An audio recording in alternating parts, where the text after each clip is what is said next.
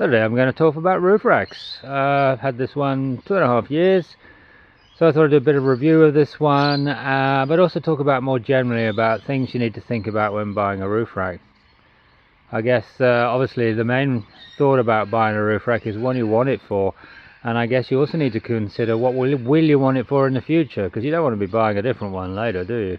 So that's the first thing. Obviously, you know, are you always just going to strap one item to it, you know, a couple of things, or do you want to go off-road, and do you want to do a lot of camping and put things on and off constantly? So I guess those are things we need to think about. And then the next thing, anything obviously size. Do you want a full length, not a full length? Obviously the bigger it is, the heavier it is, but the bigger it is, the more space you've got. Takes you into the next consideration of weight. So every vehicle has a roof load weighting. You need to check with your manufacturer about what that is, and then you also need to check what the off-road rating is. So the on-road rating and the off-road rating can be different depending on the roof rack that you buy. So obviously you've got your roof rating from your car manufacturer. So let's say in my case it's 100 kilos. So that 100 kilos is everything you put on the roof, including the rack. So you've got to remember that when you buy the rack, you've got to include that weight as well as what you're going to put on top of it. So what happens if you go over that? All sorts of consequences. So you know, obviously the vehicle becomes less stable because of the weight high up. You know, and if you were to have an accident in that situation, you know, obviously insurance companies might kick up stink as well if they discover you were overloaded. Ultimately you just don't want to have the accident, I guess, so you take care of yourselves, don't you? Anyway, so that's that. But then roof rack manufacturers will have roof load ratings, as I just said, and you need to check in detail on their website of the particular rack you're buying and how does that change when you go off-road. So, you know, for instance, some will reduce it to another rating, lower rating. So you just need to be aware of that. And off-roading, because obviously all the swaying and bumping around puts more pressure on the roof rack. The other thing to really consider about is how it's going to be fixed to your vehicle. I will put a link to another really good video done by somebody else on roof racks. It talks a lot about the feet and the anchoring points. You know, and those obviously are your weakest point of how you anchor the roof rack to your vehicle. Whether you use your crossbars, whether you use the roof fixing points. You know, look at the different roof racks and look at your options available and really understand, you know, how much you're going to use it and how strong it needs to be. You know, again, if you're just putting a few things on occasionally, a couple of roof bars might be good enough instead of a full rack. This particular rack is what's called a Tracklander. It's made by a company in Western Australia. You don't see it a lot around outside, I think, of Western Australia. They don't really have a good network of distributors, although they do sell direct and they will ship it to you direct for a reasonable fee. To be honest with you, when I looked at this one, and I look at it right now again and compare it with some of the modular systems, if you include everything that I've got and then the shipping fee, you're pretty much the same as buying an alternative system. So a price doesn't really matter when it comes to, you know, what you're getting from where. It's more around get what you want.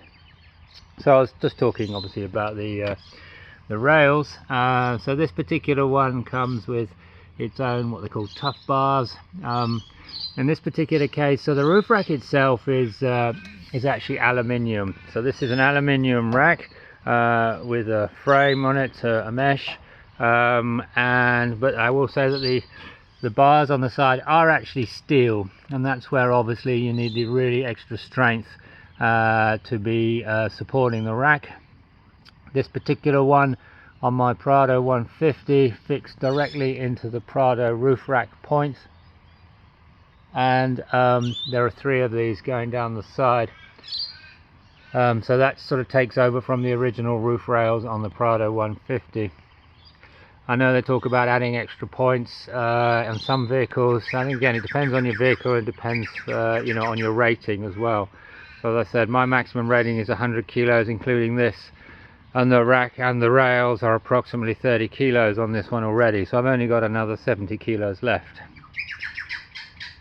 The other big thing with racks, and there are a lot of comments around wind noise.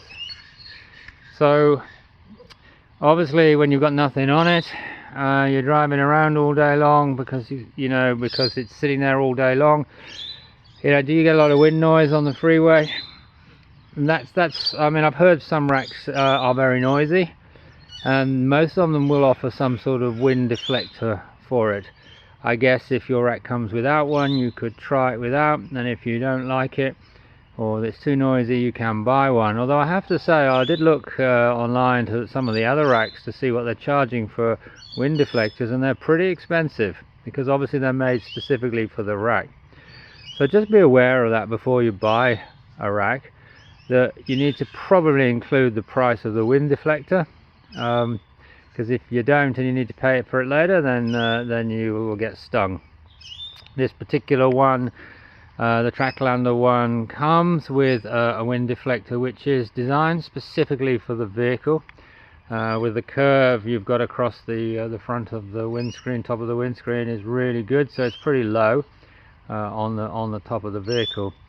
As I said, Tracklander, I mean, it is a part you could purchase the rack without, but they do include it sort of in a list of items with the rack.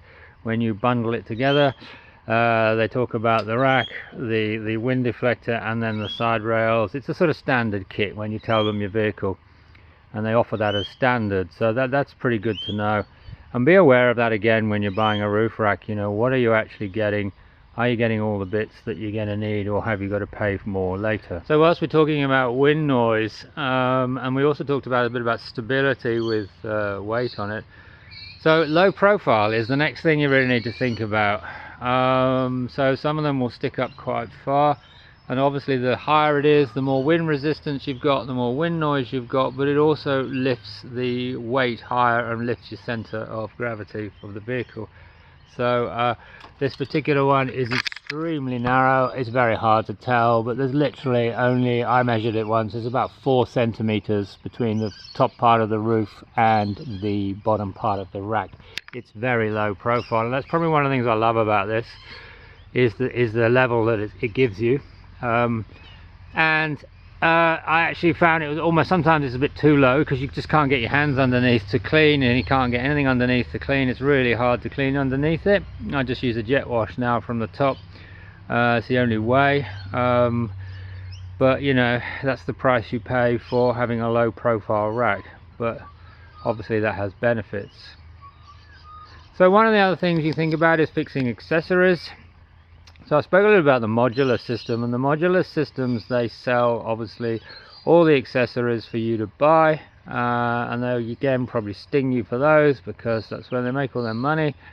But you know, if you're going to fix stuff to it, great, because they're specifically designed for those racks, and you know, give you exactly what you want, but unfortunately you will pay for them. And I'm not even sure, you need to check that different modular systems between different manufacturers are all slightly different, so you may well have to stick to the one that you bought from.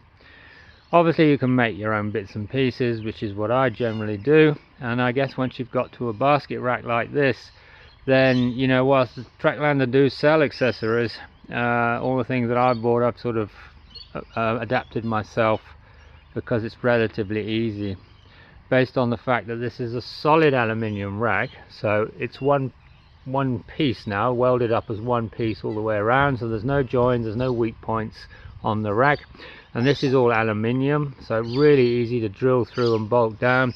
You know, I'll be able to put bolts in, build plates underneath to clamp brackets on, and that's worked really well. You know, here I've got a antenna bracket here that's fitted on. I made my own bracket to bolt in underneath and bolt through, and that's again been on for a few years and works perfectly for me. And whilst we're looking at antenna bracket, one of my considerations was height in the garage. I'll show you a picture now of my challenge. Not sure how well it comes out, but you can have a look now. So you'll see from that you know, the only way to get in my garage once I've got my antenna on the roof is to be able to have one of these collapsible brackets, and as you just saw, it goes up and down quite nicely, and actually I can do that one hand whilst I'm holding the camera. So that enables me to keep the level just below the roof or the garage door, and I can get in, especially with a low profile. So yeah, I've got a 2-inch lift on the vehicle. I've also got larger tyres, so I'm close to the roof, as you saw on my garage. And this was a really important factor for me, was that with a roof rack and everything else I've got, I want to be able to get in the garage. So again, low profile rack really helped with that. Obviously my antenna doesn't need to be on the roof, I get it. Most of you put them on the bull bar because it looks better. It's not practical on the bull bar because you're staring at it all day and it shakes the death out of it. Not to mention the fact that it's best place for an antenna is on the roof anyway, we all know that. But not all of us want to put it on the roof. I don't use my UHF very often anyway, so I'll pretty much put that in, that I hardly ever use it. It's there just for the occasional track that I do. So really this keeps it down, out the way, and it works really good. This bracket's been really good. Very happy with that. A little bit pricey, but certainly worth it. And then I'll take a look at some of the brackets I put on the other side. So again, on this side I've got my awning brackets, and again just made up a clamping bracket myself across the mesh, because again the beauty of the mesh is that I've got plenty of opportunities for fixing down between the eyes of the mesh. Made a clamping bracket underneath it, nice and solid. These are actually RacksBrax holders, and I have to say, one of the best things I bought. The reason I say that is it means I don't have to carry my awning around all day long. You know, if you're like me, I don't use the awning much, especially not in the winter. In the summer, a few times, but not a lot. So why do I need to carry it around on the vehicle all the time? Yeah, it looks good, but again, it sits in the weather, sits in the rain, sits in the sun, adds to your fuel consumption, you know. So yeah, I get it, you know, these cost more than all of that. But RacksBrax, so basically you can lock the bracket, and then so if the awning was on, you'd lock it like I just showed you there, and you take this off, and you've got some of these, two of these sit on the awning, and then literally all you do is bring the awning along and hook it in like that, put it in like that, and then you lock it on with that, and then you just lock the lock like that, and then your awning is locked on the roof, and yeah, away you go. So there's obviously two of those. Really good though, because as I said, I keep my awning in the garage. So here's my awning sitting on the wall of the garage. Yeah, I've got a lock on it because my garage is open a lot of the time, but you have to buy obviously a second pair of RacksBrax. You can buy a pair without a lock, which is slightly cheaper, so it depends on the situation. I bought them without a lock because I'm a bit tight when it comes to money, and then realized actually I needed a lock, so I had to buy a lock anyway. So it sits in here, as you can see, just gets dusty in the garage, but better here than sitting in the sun and the weather. Works really well, as I said, because I don't use it very often, but that's been a really good option for me, but as I said, not cheap. So the main advantage of a mesh rack is that you can hook stuff anywhere and move it around constantly. So, you know, in this example, I've got my gas bottle, and I've done a separate video on this little setup that I made, but you know, obviously with 3 hooks, I can clamp this down anywhere on the rack. You know, also using bungee cords with hooks on, you know, you can just hook stuff in anywhere at any time.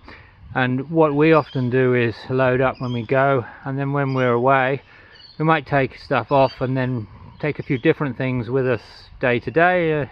So I need to move stuff around all the time. And the video I'm linking below shows some very good examples of the challenges with modular systems and moving stuff around and getting all your hooks in the right place. Whereas with this, you know, you can squeeze anything in any place. You just move it around slightly. use your bungee hooks, get underneath. You can even use some straps and strap across if needs be from the side. I often do that just to hold something down, like the tent. Yeah, and that's how you would do it. But certainly the flexibility that a mesh gives is far more useful for me than getting stuck with fixed positions. Anyway, so that's about all I'm going to rabbit on about today, but certainly those are the key things you need to think about. Really, it really comes down to yourself, what you want to use a rack for and how do you want to use it. Do you want to be fussing about with hooks all the time, or just be able to clip things straight on because you don't use stuff much? But this Tracklander one, as I said, I've had it for 2.5 years. It's been really good, absolutely rock solid, no issues with it at all. Yeah, what can I say? Really good value. I've been very pleased with it. So hope you found this video useful. Thanks for watching.